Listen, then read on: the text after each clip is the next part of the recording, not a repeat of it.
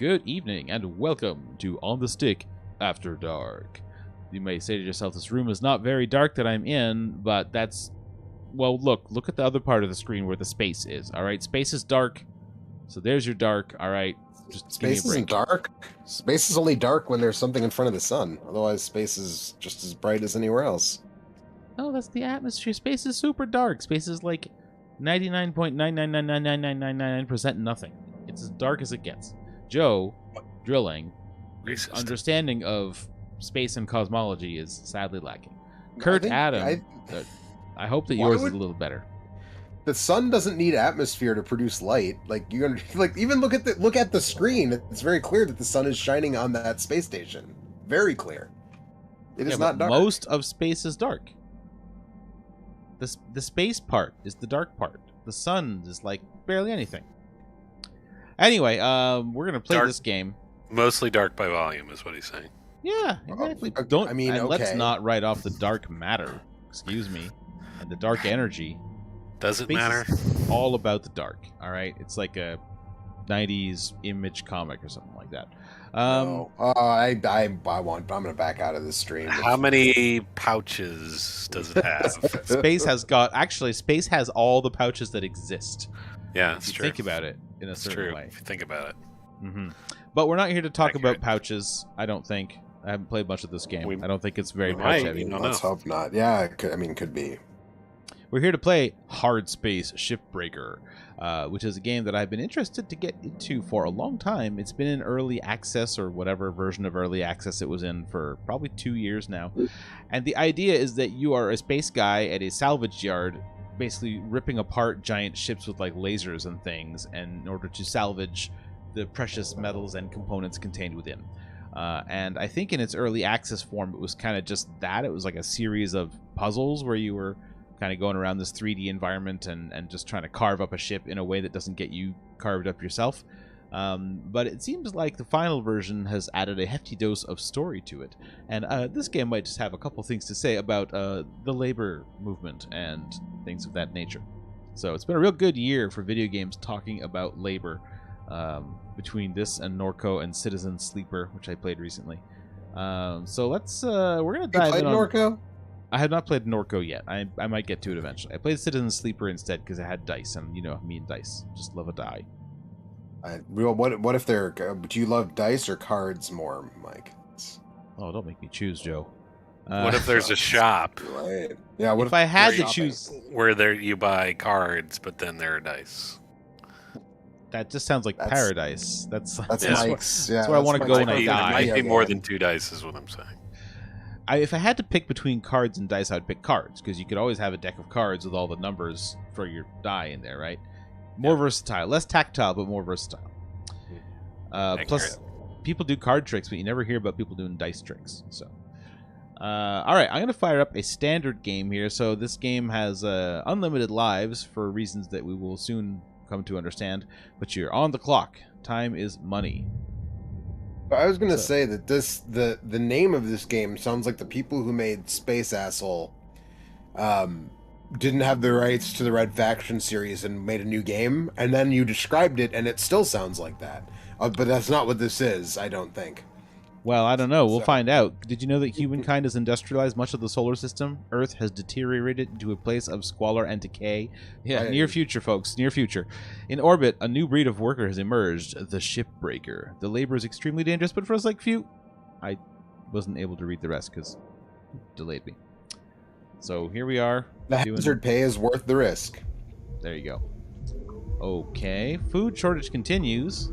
Blockages across the Central Plains Confederacy continue to put pressure on cities. Oh, Shipbreaker application paved the way to the Galaxy program. Update on your application status. All right. Can I move this? I want to move this window and see the other stuff.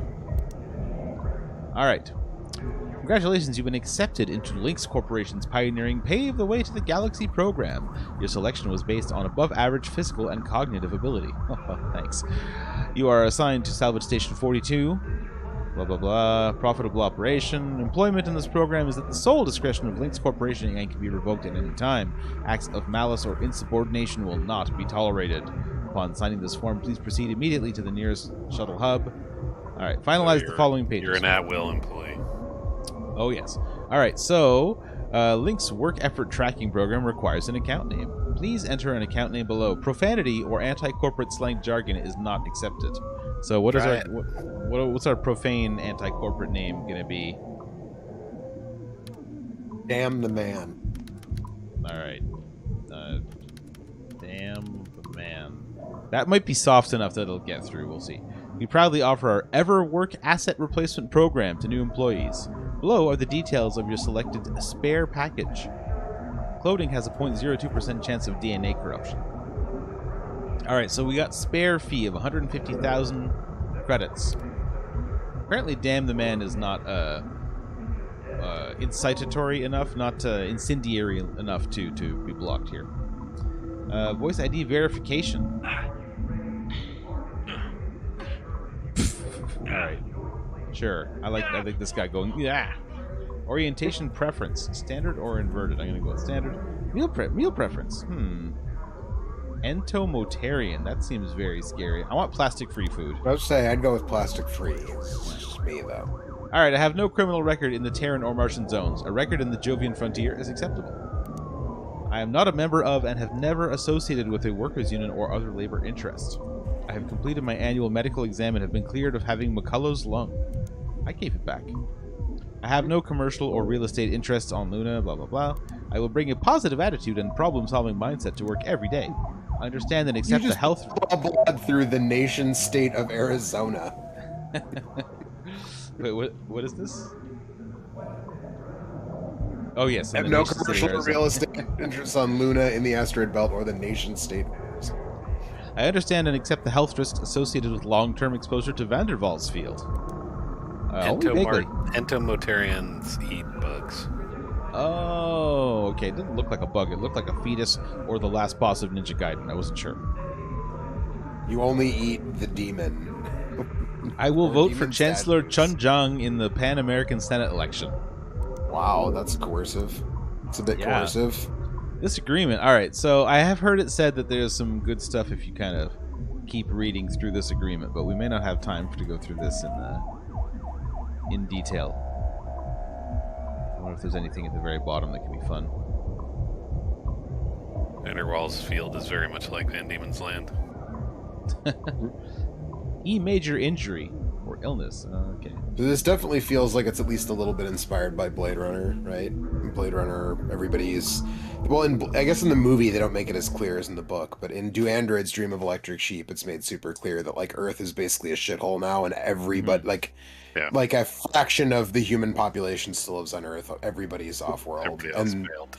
Yeah, and and people take jobs that any job they can get that will let them move off-world. Right. Because Earth fucking sucks. I've watched 2/3 of Blade Runner 2049, and I think they make it a bit more clear in that movie that basically nothing grows anymore on Earth, and like everyone eats like farmed bugs. I think I might need to turn the sound of this game down a little bit. I don't have the sound of the stream on because I don't want to hear myself echo in my brain. Yeah, we're gonna listen to this here folk song about breaking ships in space, and then I'll turn the sound down a bit. Do you know the person who wrote this here folk song, Mike? May surprise you to learn that there are a great many folk musicians, and I only know a small percentage of them. Yeah, but for all I know, like Alistair from You Can't Do That on Television wrote this one. It's not impossible. We'll have to check the credits. If we finish the game today, we'll have a better idea. Is that likely? Are you likely to finish this game today? Oh, Lord, no. I was going to say it's like a roguelike, where it's break one ship apart and that's the run. You're finished in 45 minutes. I don't think so, but did you see what that guy just did, cutting off the entire front of that ship? That looked cool as hell. Yeah. This gives you some idea of how the actual mechanics of this game work. You got like gravity bits. I guess you can attach pieces together and then they'll all kind of train off into the distance. Seems that way. Fucking magnets, how do they work?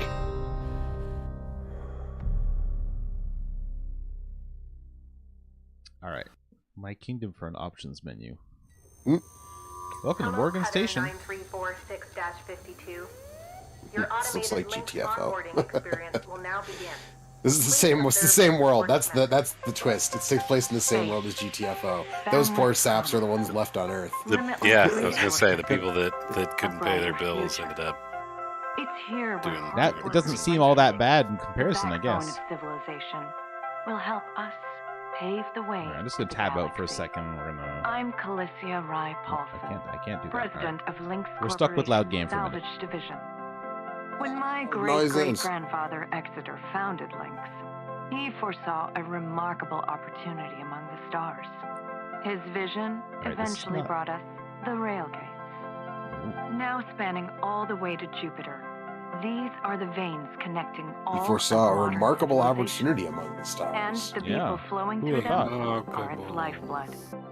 The railgates reinvigorated humanity and are key to our continued progress.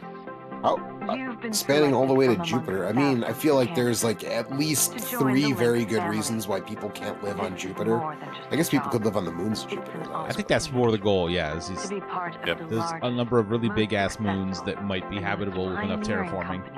In human history. Your dream may be to forge your own destiny one day. Well, I'm a big fan of this genre of music. Feed your superiors. Kind of believe in the Lynx vision. Well, now I have to turn it on. Futuristic training video. You will get your chance. Your first step. Actually, it's not even that futuristic. It just sounds like it's from the 80s. I would say that feels like 80s training music. That feels like when I got a job at like UPS when I was in college and all the tapes were fucking 10 years out of date for the training stuff. That was the music that was in them. All right, with this, death is a fresh start. So yeah, the thing with this game is that whenever you get murked, because you messed everything up, you get a new clone body, basically. So yes, I want a fresh start. Video observation So does that? That's just so they can hold you like financially responsible for anything you fuck up. Yeah, you're here until you pay off your debt. That's right. We'll just keep bringing you back as a clone until you pay your. Little did we know, the Lynx Corporation is run by Tom. As outlined in Section 31 of your employment agreement, the process of genetic extraction. You would think it would be the Raccoon Corporation. The process of genetic extraction will destroy your original body. Beginning extraction now.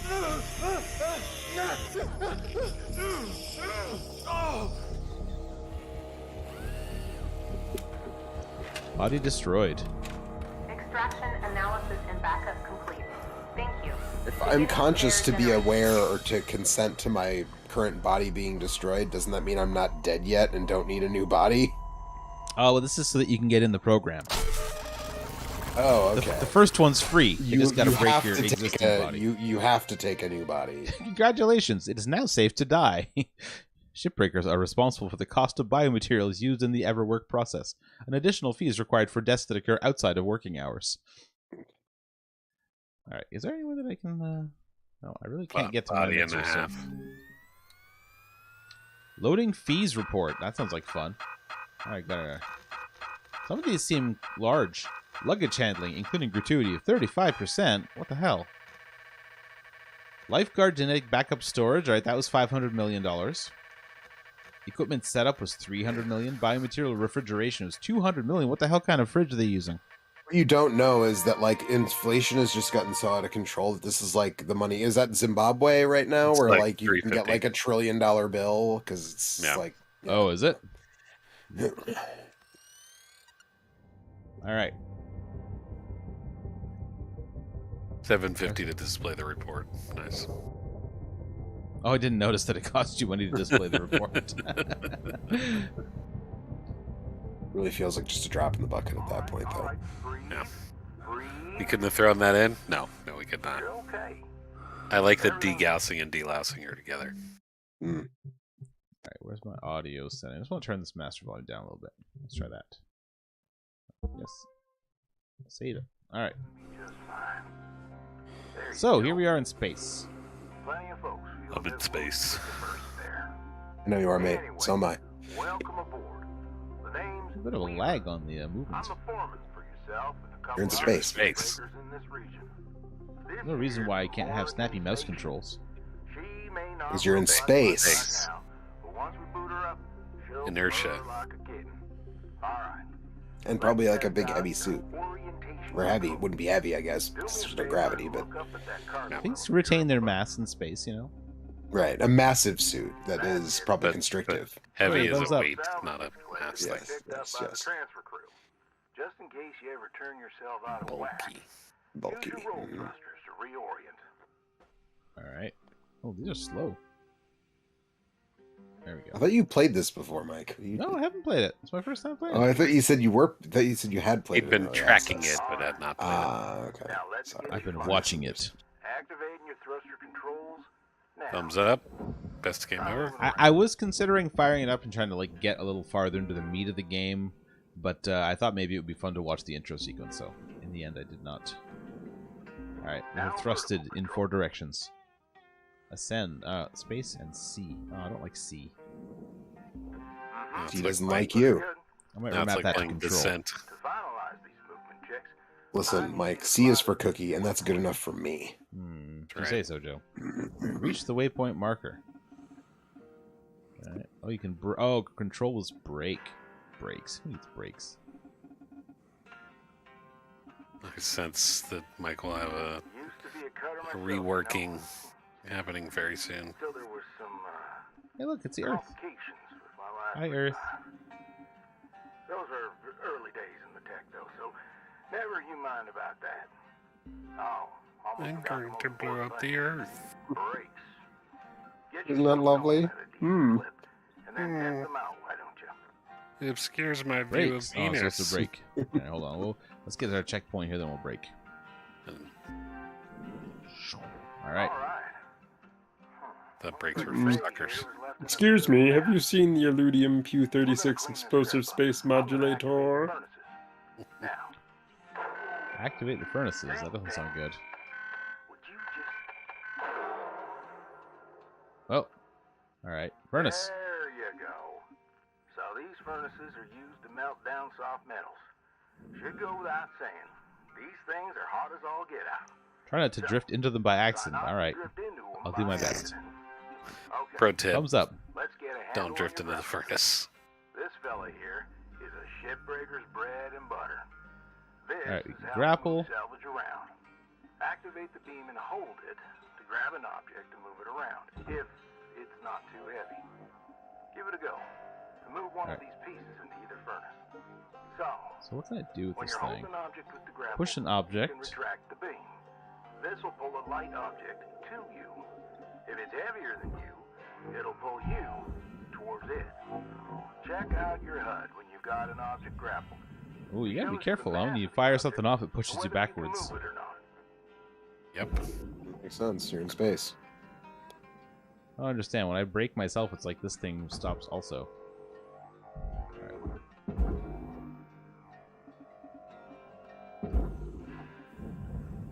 Push an object. Focus push when grappled. I can grapple it, I can reel it, but I don't seem to understand how to get it to go fast. Make me stop going fast. This was a little harder to control than I was anticipating. Alright, so I want to go down a little bit, and I want to push you. Well, that's not. He's saying that you're supposed to be getting the aluminum bits that are floating to your right. I think.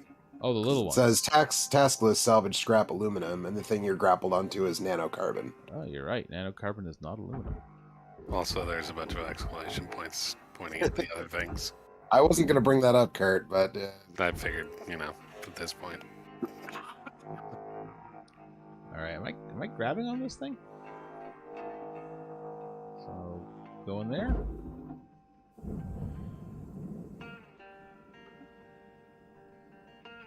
Grapple it. I guess if I just keep moving forward with it, it's gonna stay ahead of me?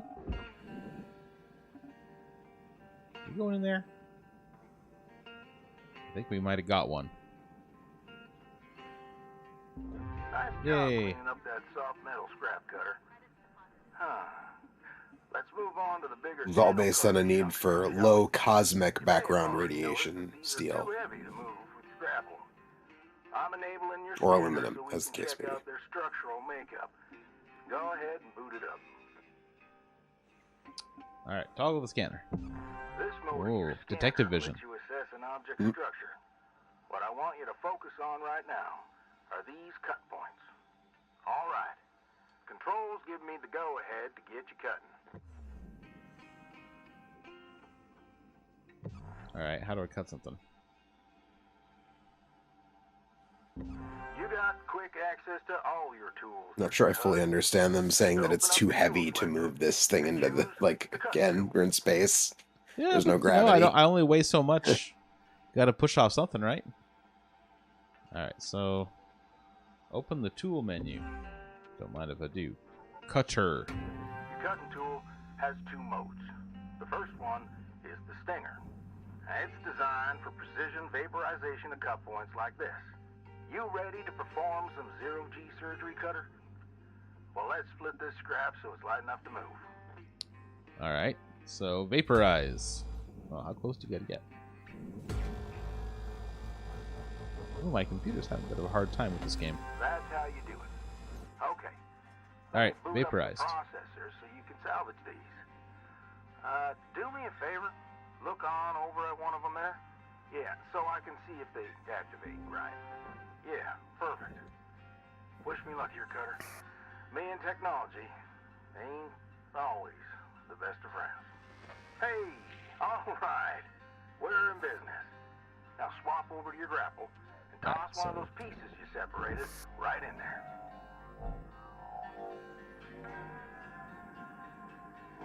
Is it coming with me? This is what I still don't understand is exactly how the tether works.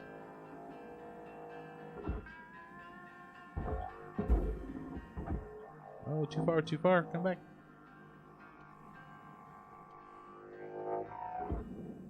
There's a real art to the manipulating this stuff. Yeah, didn't it say you use F to, or hold F or whatever to... I think that only works if you're close, so I need to kind of... There you go. Also, I need to kind of try to not recycle myself, and... Yeah, don't recycle yourself. Let's go after that large aluminum chunk. You have to pay part of the fee for a new body if you recycle yourself. How do I get out of here? I'm having a bit of trouble not being recycled. It seems bad. Is it pulling you in? Can you grapple onto something else and pull yourself out? Uh-oh. Shift halted. Higher work rates. May be required to offset unscheduled personal time. Yeah, so that didn't go so good. Generating Everwork spare. Expired. Unscheduled personal time. The processor is incompatible with organic material. Your next of kin will be billed for unreturned equipment. All right. Breathe. You okay? Got yourself good there. Don't sweat it. Got yourself good there. Don't sweat it. Happens to the best of us. Always. Aren't you your own next of kin since they give you a clone, though? I am, apparently. Avoid future mishaps. Too many spares will rack up the debt. Alright, so we're going to split this thing in half. Okay. Let's get back to work. I'm like, is this a clone? Is this like in Dune, like where eventually they figure out how to make Gola clones of people with the memories of all their past lives? Like, do you remember being ripped apart by the recycler? Yeah, supposed to. Supposed to. Alright, so how do we split here? I want to... Yeah, I got the cutter. Swap tool mode. Oh, okay. We got the Dead Space saw. Rotate the cut angle. How do we do that? Right.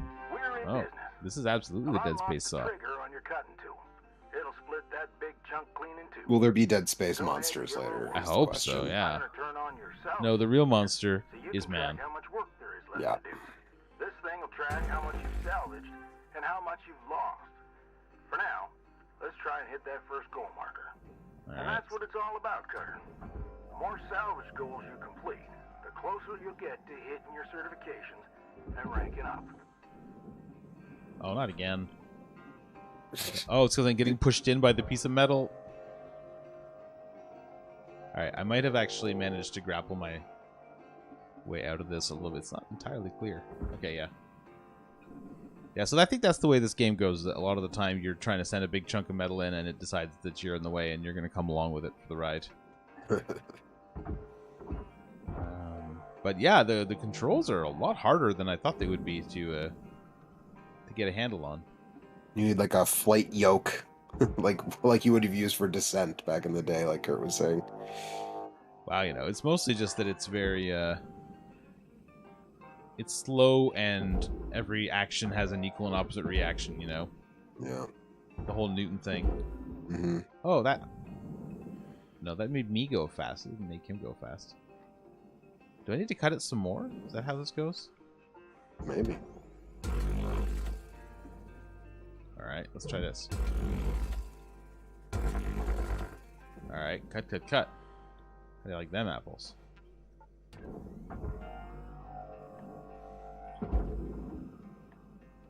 Alright, okay, there we go.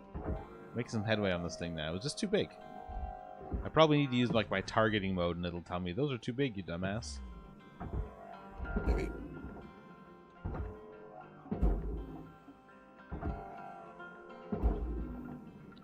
Okay. That should get us somewhere, right?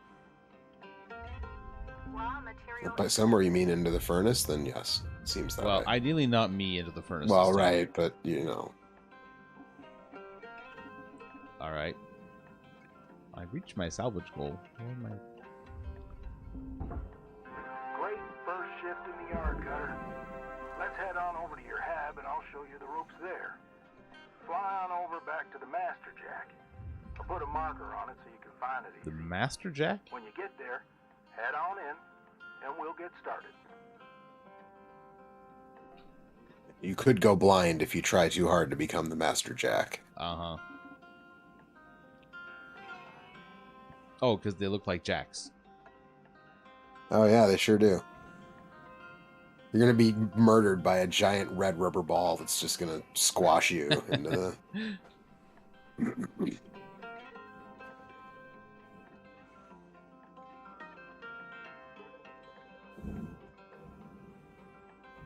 Alright. End in our shift. So that was probably about a negative 100,000 credit shift, if I had to guess. Do we know how much a new body costs? Oh, I earned 350,000. I think a new body is 150,000. So that's not so bad. This job's easy. Basic certification level 2. License upgraded. Okay.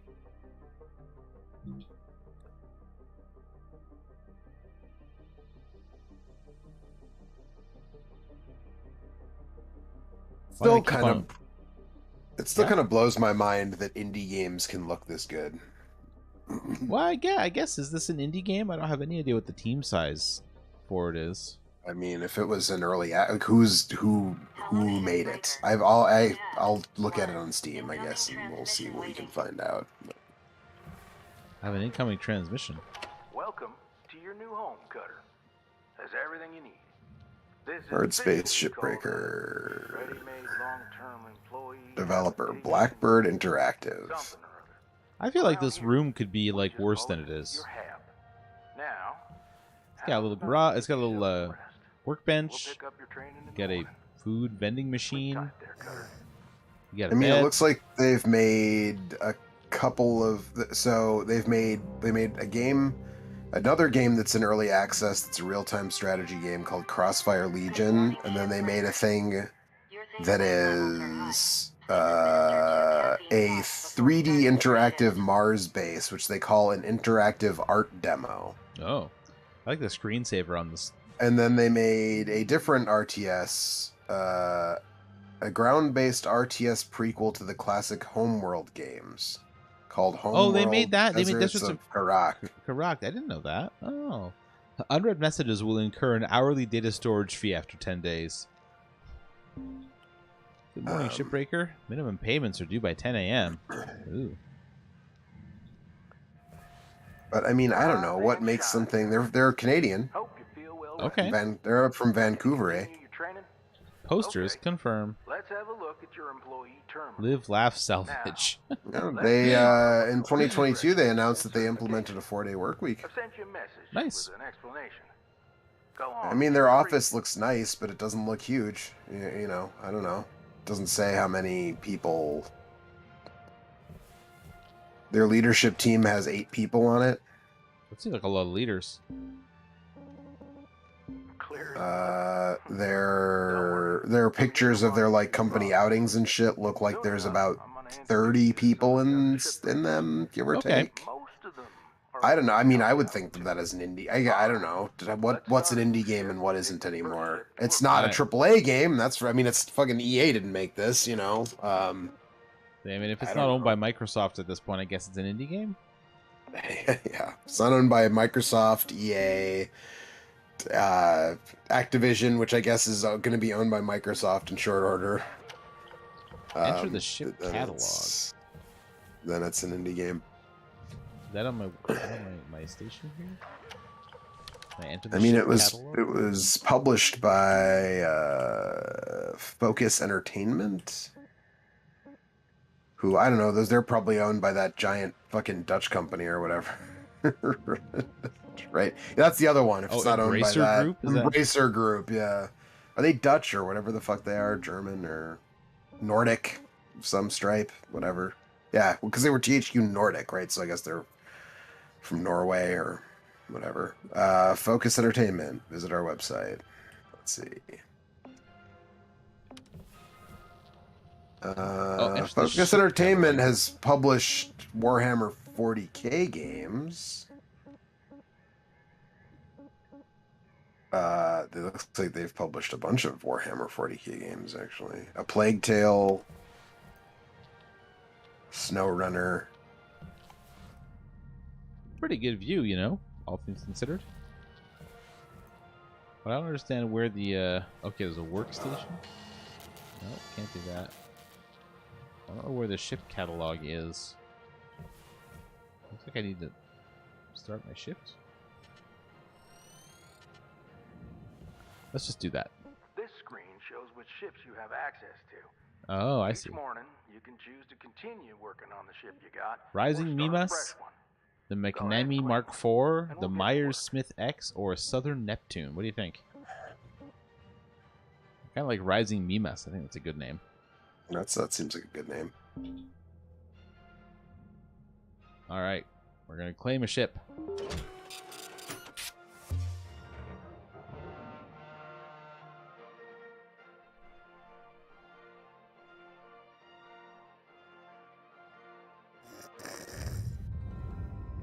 So outside of cutting up spaceships, what have you been up to? Well, I haven't been cutting up spaceships. But I finally, that big epic, the summer epic sale is on, right? So they effectively put everything on sale by giving everyone like a 25% off coupon, as long as the game you buy is more than $15 or something crazy like that. And I think Anthony actually said it's 25% off your whole order. So if you buy a bunch of games, you get 25% off all of them. I guess you can stack it on the sales that they're having right now. There's not a lot of PC games that I want to buy right now. You definitely can stack on, yes, you can stack on sales because the game I bought, Sifu, was on sale otherwise, but it was still over $15 even on sale, so my 25% off coupon stacked on top of the existing sale. So I started Sifu, which I really like so far. It's a beat 'em up. It's not God Hand, but what is? But it's a very only God Hand is God Hand. But it's, you know, it's given it the college try for sure. It's a game that is trying to do something with the genre in terms of, you know, a modern interpretation of the beat 'em up. So the gimmick, if you're unfamiliar, is that you have this magical pendant that lets you come back to life, but when you die, you age a certain number of years. And so every time you die, good band from Buffalo, Every Time I Die. Every time you die, you your death counter determines how many years you age. And if you kill the person who killed you last, you can get a death back. Like, you avenge your death, and so your death counter goes down by 1. But at a bare minimum, every time you die, you're going to age 1 year. And once you are too old to age any further, the coins on your magic pendant that keeps you alive start breaking. And once all the coins break, the game is over. So it's, I mean, I don't know. It's like a light roguelite. Because, like, as near as I can tell, I haven't actually died completely yet and had to start over. But near as I can tell, the stage layouts are always the same. Like, there's no like, random maps or anything. But, you know, once you get to the end of that structure, you have to start the game over again. But there are permanent upgrades that you can get, and it seems like you generally get them by... If you get the same upgrade 5 times, then you just have it permanently. Or if you save a bunch of money and pay like 5 times the cost, or not money, but experience, whatever the in-game currency, then you can just buy a permanent upgrade all at once. Although I'm not totally sure why you would necessarily do that as far as I am in the game, because I'm still pretty early. So basically, there are 5 masters who were responsible in some way for the death of your master and father. Camaristico says, "Hey guys, what's up, Camaristico?" So there were 5 masters who were responsible for your master's death. And actually the tutorial's pretty cool, because the tutorial is you playing as the main villain, killing the master. And then that's kind of fun. You see the little boy, and then you become the little boy who then grows up, and you start at age 20, and then every death ages you, again, the number of deaths that you have. But, it has a fairly intuitive, like if you've played beat 'em ups or character action games, in the last, say, 15 years, or 20 years, close to, you're going to be relatively familiar with the, the control setup. A is your sort of action button, X is your light attack, Y is your heavy attack, B is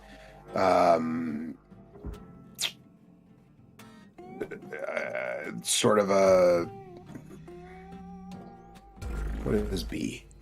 B doesn't get used a lot, but it's like, B, I think, throws. Like, if you have a weapon, I think B throws it or something. And I can't remember exactly what B does, but... and then you have stuff like left bumper is your defense, so there's a parry system. So if you parry an attack, you can follow it up with, like, a flurry. You can hold the left bumper, and then up or down on the stick will duck or, hop, so you can avoid upper attacks and lower attacks. That kind of thing. There's a weapon system with weapon degradation and stuff like that, and there's environmental stuff going on, and you build up a meter that's, but unlike the games like God Hand or Devil May Cry, where it's like you just hit the button and then you're like invincible for 15 seconds or whatever, it's a single attack, it's a focus attack, and you can unlock multiples of them, and they all kind of do different things. There's like one that just, most of them stun the enemy, some push them back, some knock them down. Hey, I made a hole in the ship. Good job. So there's all kinds of stuff that you can do that way, and there are special focus attacks that you can unlock for certain types of weapons. So for staff weapons or bat weapons or knives, you can get focus attacks if you have one of those weapons that would then do like a whole bunch of damage, or maybe even instantly kill a lot of enemies. And yeah, I mean, I only played through the first stage. And then part of it is also like, as you move through the different stages, you collect different pieces of evidence that sort of help explain like why this guy killed your master and why these other people joined up with him, and sort of what's going on with the whole thing. And that stuff is permanent. Do you have a good reason? I haven't gotten far enough yet, but it doesn't seem like it. It seems like he's just kind of an asshole. Some people are just like that, It's one of those classic, kung fu movie, like, you refuse to teach me your most secret techniques because, you could tell that I was kind of an asshole, and now I'm really an asshole, and I'm going to kill you and show that I've surpassed you. Turns out he was right. Yeah, right. Don't do it. Don't teach him. Yeah. So, you know, the first boss, it was a considerable step up in difficulty from like all of the mooks that I had been facing up until that point.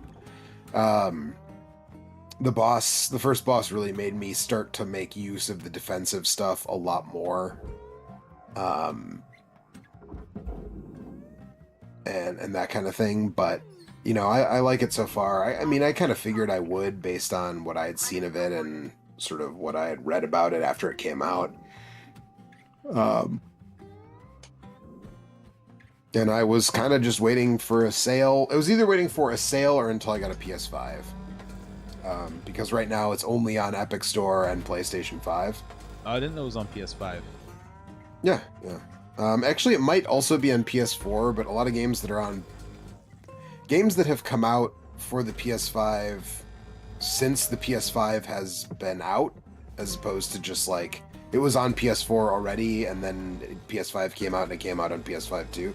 But any game that like came out in the PS5's lifespan, I've kind of been not getting on PS4 generally because I feel like it's probably not as good of an experience that way.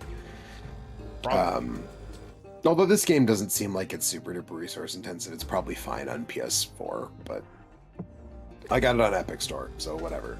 Yeah, I dig it so far.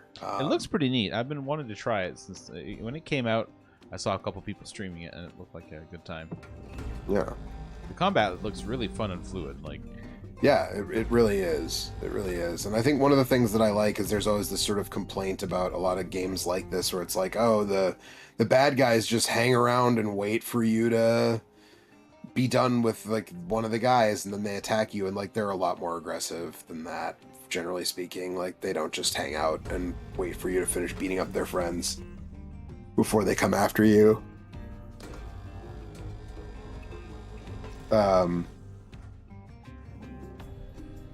Yeah, and there are certain techniques that you can only unlock up to a certain age. Like if you don't unlock them by the time you reach 40 or 60, you then just can't unlock them until your next run. When they're like languages. Too hard to learn when you're old. That's right.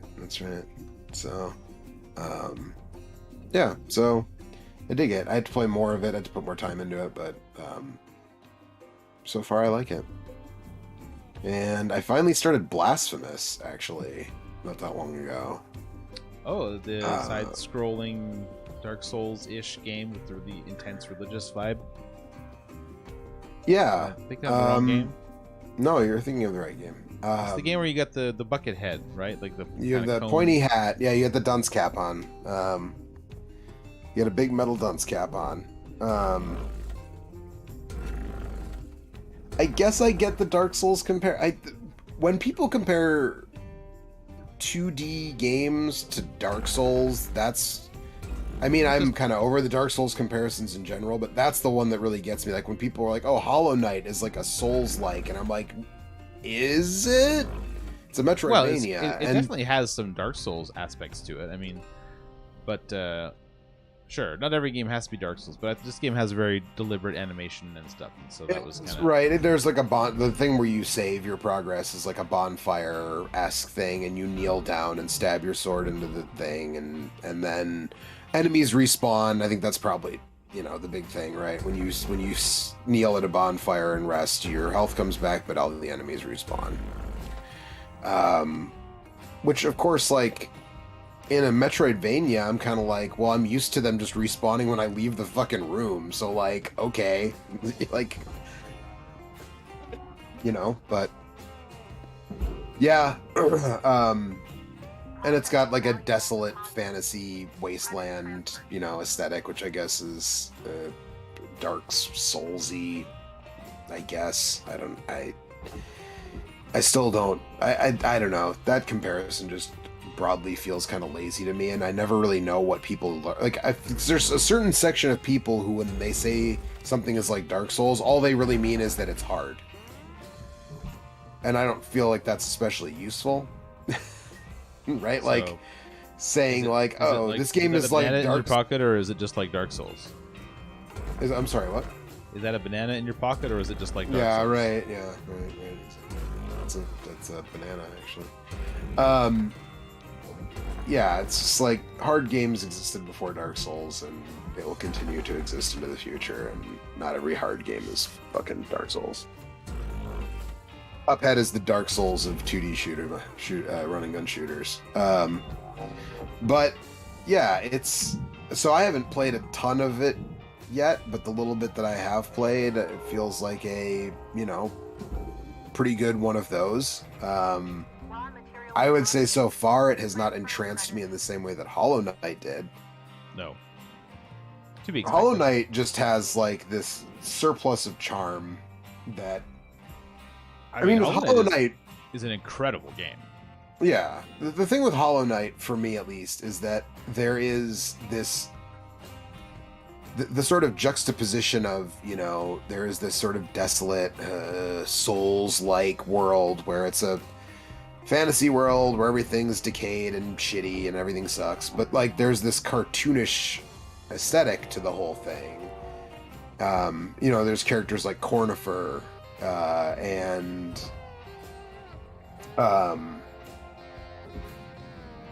who's the ladybug, not a ladybug, but the ladybug who like has a crush on the knight, and then she Bretta? gets and then she gets a crush on who's the dork ass knight who thinks he's super awesome and keeps taking credit for everything that you do. Zote the Mighty. Zoot the Mighty, yeah. Zote. And then she dreams of him being as strong as he pretends to be, and you have to fight the dream version of him, and he's actually hard to fight. That is actually a pretty tough fight. Yeah. Apparently you can fight him like up to 50 times or something, right? I don't know how many times. I think it might be more than that, but yes, he does get harder more and more the more you fight. But that fight is tough. You only have to beat him once to advance, like whatever the story thing is, or whatever the item. I can't remember. Yeah, well, so once you beat him in her dream, then she gets disillusioned with him. Mm-hmm. So like she's listening raptly while he tells you all of his different like precepts of like this is how a warrior should behave, and then once you beat him, she starts to get bored with him. Right. Don't you also kick his ass in the Coliseum? Right? Isn't that like when you? Oh yeah, he's a total pushover. Yeah. But there's this game, as far as I've played it, and definitely by the vibe of the aesthetic, has none of that type of levity in it whatsoever. Sifu, seems pretty serious. No. Blasphemous. Sorry. Also serious. Yeah. Very serious. Sifu, I think, probably does have some. I mean, Sifu definitely has some level of levity because you can like whip beer bottles in people's faces and stuff, and they act kind of silly when they. I mean, it's not as much levity as Cornifer or Zote the Mighty in Hollow Knight, but the comparison is more direct to Blasphemous. But I like what I've played of it so far. It doesn't like I don't know. I know that there's people who hate the Cornifer mechanic in Hollow Knight. That was one of my favorite things about Hollow Knight. Me too. I get that it's not for everyone, and I think that's why Hollow Knight is good, is that it doesn't try to be for everyone. Yeah. But like that idea, I think it encourages exploration more than if you're able to just track the map in real time, because there were definitely some times when on my first playthrough of Hollow Knight where I went like pretty far afield from where I was quote supposed to go, because I was still looking for Cornifer and couldn't find him, and so I was like, well, I haven't been over here yet, I don't think. I guess I'll see what's over here now. Yep. So I don't know. I mean, also I played Hollow Knight before I played Blasphemous, so obviously like that, something like that is always going to color your impression. Because I don't know if we actually talked about this on stream because I was gone for a few weeks, but I also not that long ago finally started playing Slay the Spire. And, finally. Yeah, and I think honestly because I played Fights in Tight Spaces first, And Fights in Tight Spaces has that sort of additional wrinkle of the positioning of your guy and the sort of almost like turn-based strategy aspect added on to the card stuff. Yeah. That I like Fights in Tight Spaces more than Slay the Spire because of that little additional thing, but I still think Slay the Spire is a lot of fun. I think Fights in Tight Spaces is also 100% your shit. Yes, I mean, that's true too. Which is not to be neglected as a factor. Well, true, but I mean, I also play D&D every week, so like, it's not like Slay the Spire is like out of the realm of my shit, you know. But yes, I mean, Fights in Tight Spaces is absolutely 100% my shit, which is, I'm sure, a non-zero factor. But the deck building stuff and what I do like about Slay the Spire is that every character has a different deck, which obviously in Fights in Tight Spaces, there's, even if you have 2 different avatars at least, plus like the Christmas ones during December. But like, they all have, they all have the same set of cards, and the character you pick in Slay the Spire changes what your deck looks like, which is a cool touch. I just want to say for the record that as I'm starting to get my space legs here and get into the actual breaking down of the ship, it seems like you're having a lot more smooth as you break down this ship. Things are getting a lot smoother for you. Also, I think this is just a lot more interesting now that I'm actually the one who's like deconstructing this thing. Trying to find the weak instead points of them just being like, here's some floating bits. Do this here, do that. And shove this into the furnace. Yeah, and the more puzzly aspect is kind of coming into play. And there's something. Gave Casey's mod. Oh, did you try? I played a bunch of that a couple months ago. It was kind of hard for me to go back to, honestly. Okay. I still liked it, but I was also just kind of like the mystery of kind of like what's going on here kind of had me moving forward a lot in that game. And I'm not sure that I feel like it is quite a good enough deck builder, especially compared, I mean, I was playing Slay the Spire. I played a shitload of Fights in Tight Spaces last year. It's just sort of like, yes, this is fun, but it's not as fun as either of those because the deck building is like less of the point in the main game, and now this is just the deck building part, which is good. Yeah, it's I like it. I think it's pretty fun, and even without the story aspect, it does still have a lot of good flavor. Like I enjoyed playing some Casey's mod, but I played a few hours of it and then took a break, and I'll go back to it maybe someday, but it didn't get hooked into me the way a lot of Slay the Spire I've played like 50 hours of or something like that. Yeah. So I've unlocked 3 characters, you start with a character. I've unlocked 2 additional characters in Slay the Spire, which there are 4 or 5 total. 4. Hi, Alex is here. Alex speaks finally. He's been here. I've been here. Joe's been talking the whole time. Yeah, the first character in Slay the Spire is the boring character. And I'm sure you can do stuff to make the Ironclad more fun, but I think the other 3 are all way more fun to play. So I think I just like barely started a run with the 3rd one, but the kind of thief assassin with the skull mask and the knives. Silence. I liked I liked a lot more than the Ironclad for sure. Yeah, I think the Silent is maybe like the best class overall in my mind.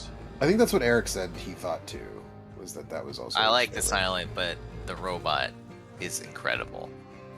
I assume that's the last one, the one I haven't unlocked That's yet. the second to the last one. There's you got 3 characters. Unlock the robot. I thought it was like defects. a wizard or something that I unlocked. Maybe What's not. the last one called? It's like the aesthetic or something. Watcher? The Wanderer? The Watcher. Isn't that the Watcher?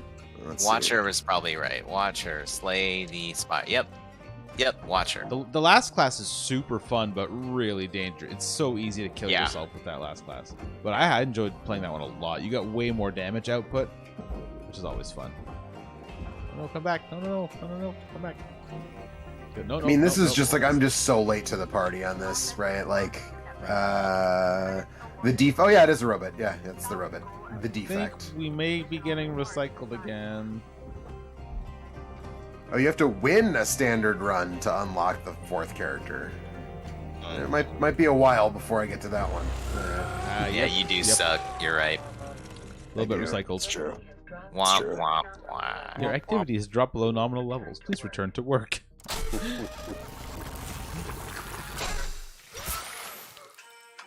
Some real gross, squishy sounds when they make you a new body.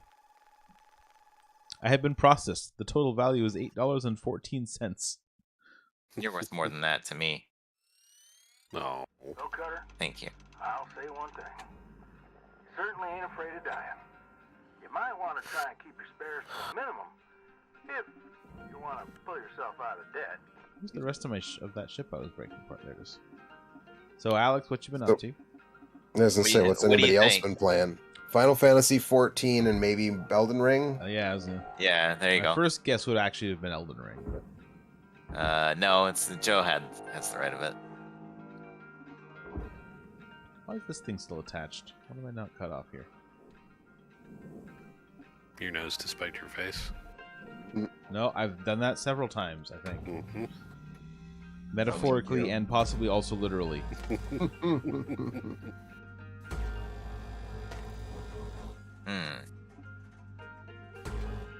that's right.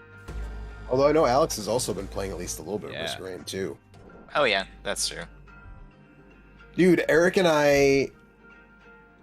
I'm still like, I wish he was here so I could needle him about it. Eric and I had a run. We got to the point where we could obliterate, and I was like, make sure you get the portal and don't hit the teleporter. I was dead already. I died like on the boss or right before the boss or whatever. Who are you, me? So he gets the boss, he takes care of it, because he was playing captain and was just outputting a fuck ton of damage. Right, he was captain. Yeah, and no, come back. So we're on stage 3 of the second loop, which is where you get the lunar portal. And I'm like, I say specifically, like, dude, don't hit the teleporter, hit the portal. What does he do as soon as he kills the boss? Runs directly to the fucking teleporter and hits the teleporter. And so, and then That's what like you said to do. I said hit the portal. You clearly said hit the hit the one that you didn't want. Yeah, right. Yeah, I don't remember. And then even as he was doing it, I was like, no, the portal. And then we both got fucking immediately just murked on stage 4 of the second loop, and I mean, whatever. You did beat it. You know what I mean? Whatever. But I don't have the skin to show for it, Alex. Who gives a shit? I do. Well, evidently, yeah. Edit the INI. There are alternate skins for the characters? You have to beat the game on Monsoon with every character to get their alternate skin. Oh, okay. It's per character. You don't have to beat the game per with every character. character on Monsoon. You have to. Yes, one you skin have per to character. right. You have to beat it. You have to beat the game on Monsoon with a character to get their skin. Yeah. So I have a couple. Eric has more than I do. I feel like Alex is on the verge of getting one. I feel like that's the thing that's just picking at my brain is that Eric and Alex and I together cannot seem to clear a run, and it is I am mystified why we can't seem to just like get the ball over the fucking goal line. Because we're always like at the end, and then like one of us is doing incredible, and the other two are doing like okay, and just get instantly deleted by something. Yeah, how it goes. It's Risk of Rain. Yeah, it's fine. I mean, we're trying to do. We try to share, especially when we're playing as different classes. You know, it's like you try to, you know. Yep. Here's this, come get it. Here's the, you know, I don't need this backup mag. It's no good for me. Somebody else should come and get it or whatever. But we just cannot. Although I would say that some of the times we decided to go to the moon and fight Mithrix when we probably would have been able to loop and obliterate. But we're like, no, we're fine. We can fight Mithrix. We'll be good. And then he fucking just like destroys us. And we're like, oh, I guess we couldn't. Because we weren't good enough to fight Mithrix. To me, the game kind of like is go see if you can fight Mithrix. That's kind of like how I've always played it. Like, I know that, obliterating is beating it, but I'm that there are other ways of playing the can... game if you're a coward and a loser. Well, actually, there are harder final bosses than Mithrix. There are multiple other ways you can fight a final boss that's not Mithrix, and they're fucking hard. I guess I've only ever seen Mithrix. So in the new DLC, in the Survivors of the Void DLC, there's a new kind of portal that takes you to the Void.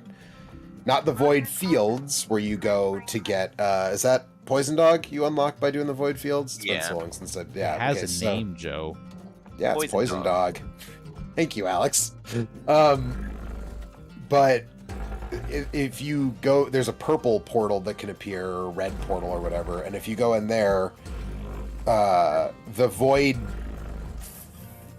Fiend is the playable character. I can't remember what the actual final boss is called. It's like a giant fucking crab, and it has 3 phases, and it is way harder than Mithrix.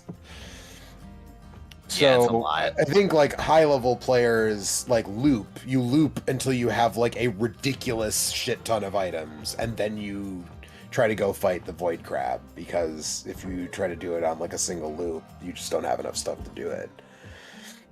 But apparently like high level players, it seems like either they just try to loop as many times as they can before they die and try to like get a high score of levels cleared, or they play on Eclipse, which is Monsoon but harder. Is it because difficulty now? Yeah, so there's 8 levels of Eclipse, so you can't loop on Eclipse. You have to fight Mithrix at the end. But like level 1 Eclipse is just the same as Monsoon. But every level after that, up to level 8 Eclipse, adds like more and more like weird conditions that make the game harder. Like fall damage kills you, no matter what. Like if you fall far enough amount of fall damage? Yes, if you fall far enough to take damage from falling, you just die. So it's Spelunker. Yes, it turns into Risk of Rain 2 by way of Spelunker. Now I'm gonna look up what all the things are, because they're just totally bananas. Where I looked at it and I was like, I don't know how people do this. Like, let's see here. Eclipse. Oh no, sorry. Sorry. First level is not just standard Monsoon. Level 1 is all allies, including the player. Starting health is halved. Level 2 is the teleporter radius is halved. Level 3 is fall damage is 100% and lethal. Level 4 adds 40% enemy speed. Level 5 halves all healing. Level 6 drops the money by 20%.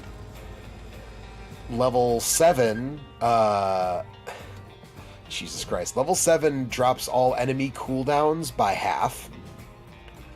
And level 8, which is the highest level of Eclipse, all damage is permanent. Meaning there's no healing, or there's no auto healing. I think items can still heal you. There's no auto healing anymore. Celestial orbs and beads of fealty do not spawn, meaning that you must fight Mithrix at some point in the game. Okay, apparently you can loop, then you have to fight Mithrix at some point. Artifacts cannot be used. The artifact portal cannot be spawned. Void Locust is inaccessible. Although the Void Link can still be fought by petting the glass frog at the end of commencement 10 times.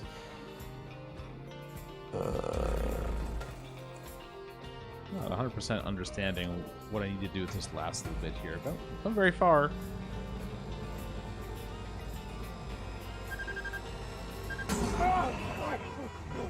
Oh, now I'm on fire. Good.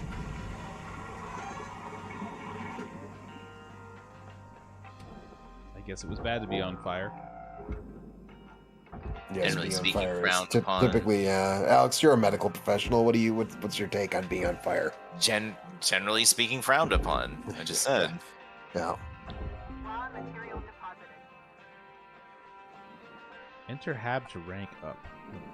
Well, maybe, I don't know, maybe at this point I'm going to go back home and rank up and write this one off as being just a bunch of garbage now. Alright, well, I'm starting to understand the appeal of this game. It definitely takes a little bit of getting used to. So let's drift on home. and see what the upgrade situation looks like, and then maybe we can call it a stream. Sounds reasonable to me. No. Alex demands more stream. Alright, let's go inside and see what we can do in here. I don't understand exactly. I have like, okay, I've got $300,000 worth of destroyed. I've got $2 million worth of salvaged. I guess they're going to charge me for that?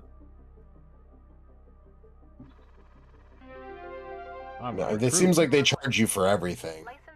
It certainly does. It's okay. I only still owe $1.25 billion. We had like a, $2 million. We're going to be out of here in no time.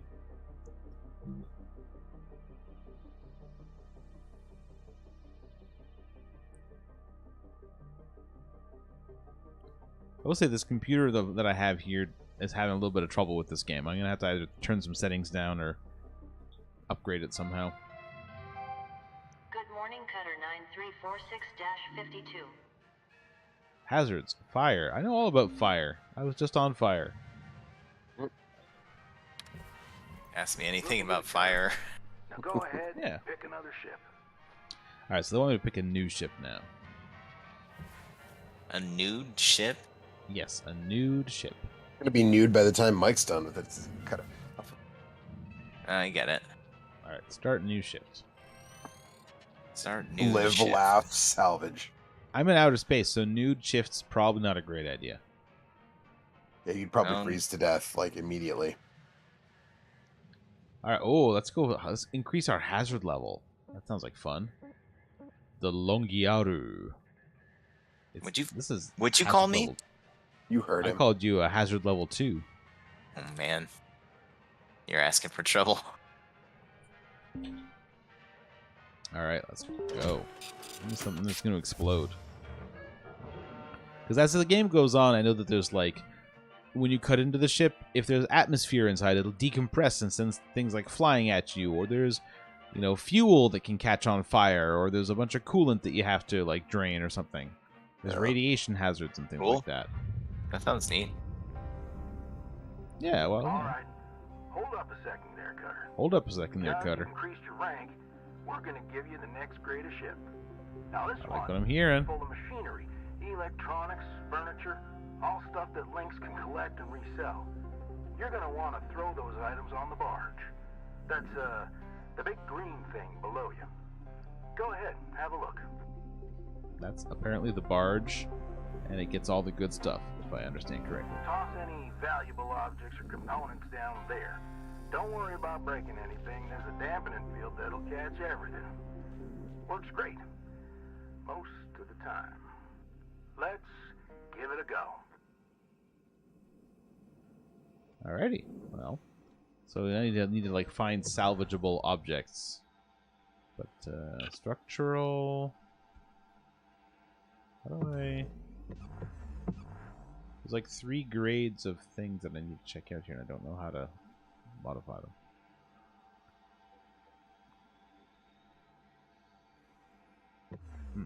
Well, maybe this will be a job for another time. For now, let's say that was Hardspace Shipbreaker. I'm intrigued, and maybe I'll play some more. And thank you for joining us.